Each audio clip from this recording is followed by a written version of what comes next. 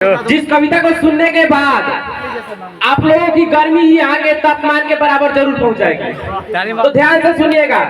कितने लोग कुर्बान हो गए देश के लिए, और हम लोग हैं कि गर्मी से परेशान होकर अपने परफॉर्मेंस को नहीं देख पा रहे हैं। तो परफॉर्मेंस को ध्यान से देखिएगा। कविता को शुरू करता हूँ।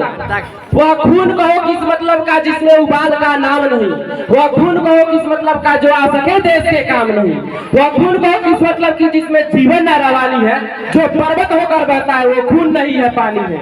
उसी लोगों ने खून की सही सही कीमत पहचानी थी, जिस दिन सुभाष ने बर्मा में मांगी उनसे कुर्बानी थी।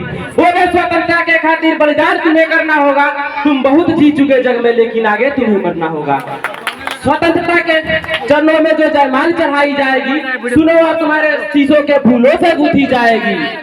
आजादी का संग्राम कहीं पैसों पर खेला जाता है, ये शीश कटाने का सौदा नंगे पर खेला जाता है। आजाम बाहुओं रुचि करके बोले रक्त मुझे देना, बदले में भारत की आजादी तुम मुझसे लेना। हो गई सभा में उथल पुथल, सीने में दिल समाते थे, सारी इंकलाब के नारे कोटे तक छाए जाते थे। हम देंगे देंगे रक्त, बस यही शब्द सुनाई देते थे, रणवे जाने को युवक खड़े तैयार दिखाई देते थे। बोले सुभाष वह आगे आए जो खुद को हिंदुस्तानी कहता हो, वह आगे आए जिसके सीने में भारतीय खून बहता हो। मैं कफन बनाता हूँ, वह आगे आए जो इसे हंस कर लेता हो। सारी जनता होकार उठी, हम आते हैं भारत माँ के चरणों में हम अपना रक्त चाहते हैं। उस दिन देखा साहस से भरे युवक बढ़ते ही जाते थे, चाकू छुरी कटारों से वे अपनी रक्त बहाते थे, और फिर उस रक्त की स्याही में वे अपनी कलम डुबाते थे और आजादी के फरमाने पर हस्ताक्षर करते जाते थे।